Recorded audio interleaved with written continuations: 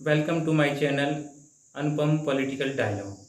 आज हम current international politics का एक गंभीर विषय डिस्कस करने वाले हैं और मेरे साथ हैं डॉक्टर सुशील तिवारी जी।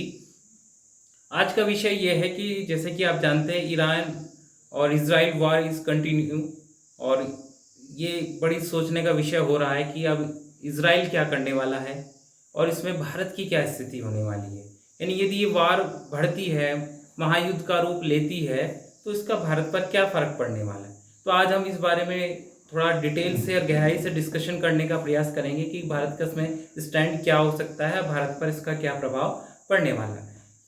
इसके लिए आप स्पेशली मिडिल ईस्ट के नक्शे पर जाएं तो आप वहाँ देखेंगे कि एक तरफ सऊदी अरब है और एक तरफ ईरान है और बीच में बे ऑफ हरमुज है, कहना चाहिए एक तरह से ऐसा इलाका जहाँ से समुद्री मार्ग से तेल का आयात निर्यात होता है और उस पर मिडिल ईस्ट के जो देश है उनका एक तरह से डोमिनेशन है, क्योंकि वहाँ से ये ऑयल की तेल सप्लाई होती है। अब देखना यह है कि इजराइल यदि अटैक करता है एयरफोर्स से, जो कि निश्चित रूप से पूरी संभावना वो अटैक करेगा, वो रिटेलिएट करेगा ही करेगा, क्योंकि वो जानता है कि जितना भी आतंकवाद है उसके पीछे जो देश है, जो परेशान करने वाला कंट्री है, वो है ईरान की सुप्रीम लीडरशिप खामनेजी। तो प्रॉब्लम यह है कि यदि ईरान को रिटेलिएट करना है, अपने आप को बचाना है, तो इजराइल से वो कैसे बचेगा। और इजराइल यदि अटैक करता है तब भारत के लिए, उसकी इकोनॉमी के लिए क्या फ़र्क पड़ने वाला है। जो तेल के ऊपर हमला कर देता है तो निश्चित रूप से भारत में जो ऑयल की सप्लाई है, हॉर्मुज बे से जो ऑयल की सप्लाई होती है, वो लगभग 80 to 90% ऑयल सप्लाई वहीं से आती है। तो यदि युद्ध होगा, निश्चित रूप से तेल की सप्लाई, जो ऑयल है, क्रूड ऑयल है, उसकी सप्लाई बाधित होगी, वो डिस्टर्ब होगी और उसका असर भारत के शेयर मार्केट पर भी पड़ सकता है और तेल की कीमतें पर फर्क पड़ेगा ही पड़ेगा। तेल की कीमतें यदि बढ़ती हैं तो और चीज़ों की कीमतें बढ़ेंगी। तो अब भारत करेगा क्या, प्रश्न ये उठता है।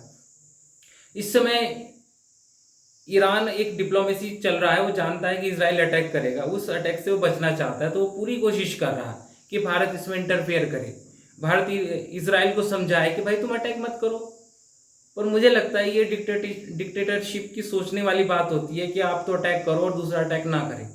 तो भारत के सामने अब ये समस्या ये है कि वो इजराइल को अटैक करने से रोके या ईरान को समझाए। तो अब भारत सरकार या भारत की जो फॉरेन पॉलिसी है उसको बैलेंस ऑफ पावर बना के आगे चलना पड़ेगा।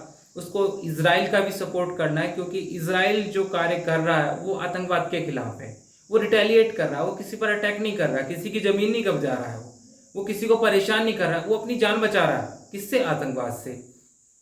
लेकिन इधर ईरान है, ईरान के साथ बहुत अच्छे संबंध है, वहाँ पर जो बंदरगाह है वहाँ पर भारत का इन्वेस्टमेंट है, वहाँ से भारत की सप्लाई है जो अफगानिस्तान तक जाती है। और ऐसे समय में जब पाकिस्तान जैसे देश आ जाते हैं, उनको हमें काउंटर बैलेंस करना है, तो तब भी हमें ईरान चाहिए।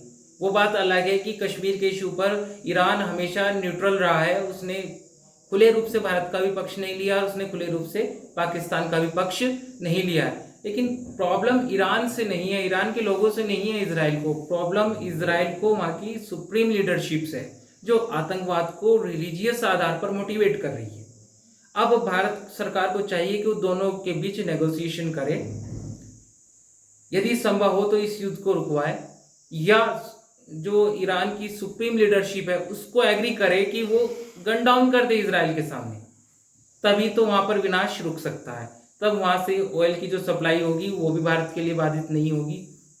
या दूसरा क्वेश्चन ये भी हो सकता है, जो इंटरनेशनल पॉलिटिक्स है, इंटरनेशनल पॉलिटिक्स का जो प्रेशर है वो इजराइल के ऊपर भी है, वो इजराइल पे प्रेशर बना रहे हैं और दूसरे कंट्रीज, जिसमें चीन भी है, उसमें जापान भी है, उसमें अन्य कंट्रीज भी है, कि यदि ऑयल की सप्लाई बाधित होती है उन देशों की अर्थव्यवस्थाओं पर भी भयानक फर्क पड़ सकता है कि वो अटैक को रोके।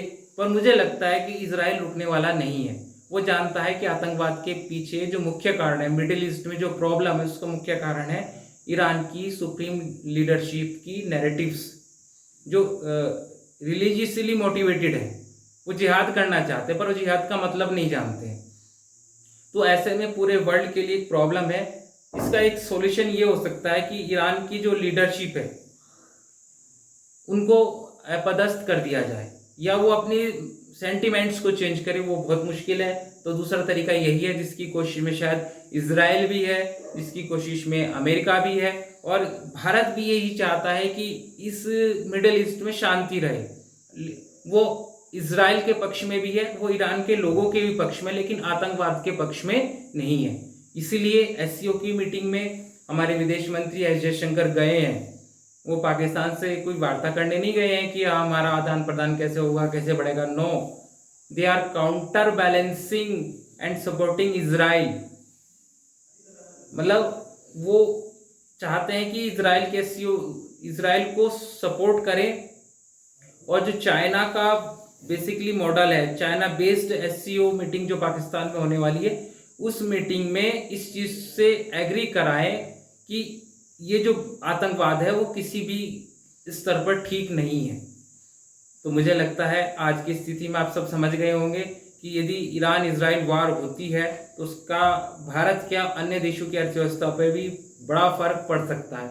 वार को यदि रोकना है उसके दो ही तरीके हैं, या तो इजराइल अटैक ना करे, जो कि संभव नहीं है, इजराइल रिटेलिएट करेगा। क्योंकि जब आप किसी के गर्दन तक चले जाते हैं तो वो अपने को बचाने के लिए प्रयास करेगा, वो रिएक्ट करेगा जरूर, और इजराइल रिएक्ट जरूर करेगा।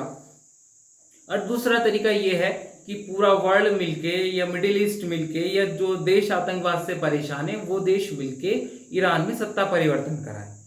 क्योंकि ईरान की जनता प्रॉब्लम नहीं है। ईरान तो एक आधुनिक देश था शाह के समय में, उसको धार्मिक क्रांति के आधार पर एक ऐसा कट्टर धार्मिक देश के रूप में बदल दिया गया है जो अन्य देशों में प्रॉब्लम खड़ी कर रहा है। वो लेबनान में जिहादी भेज रहा है, लेबनान के थ्रू इजराइल को परेशान कर रहा है, वो फिलिस्तीन के थ्रू इजराइल को परेशान कर रहा है, अन्य देशों मुस्लिम कंट्रीज को भी वो परेशान करता है, उनको एक तरह से ब्लैकमेल करता है कि आप ऐसा करो, नहीं मैं अपने आदमी भेजकर आपको परेशान करूंगा, और वो आतंकवादियों के रूप में। ये खुला सत्य है, सभी जानते हैं। और परिवर्तन भी मिडिल ईस्ट के लोग चाहते हैं कि ईरान में हो। इवन खुद ईरान की जनता, जो अमन पसंद लोग हैं, जो लोकतंत्र चाहते हैं, जो आधुनिक लोग हैं, वो भी चाहते हैं ईरान में सत्ता का परिवर्तन हो। तो मुझे लगता है इजराइल अटैक करेगा, लेकिन अमेरिका चाहेगा कि ये युद्ध इतना आगे तक न जाए कि ये महायुद्ध में बदल जाए। वो दोनों मिलकर चाहेंगे कि इससे पहले ईरान में सत्ता का परिवर्तन हो जाए, ताकि विनाश भी ना हो, और आतंकवाद की जो मूल जड़ है, ईरान की सुप्रीम लीडरशिप जो आतंकवादी को पनाह देती है, पीछे से बैक करती है, वो भी समाप्त हो जाए।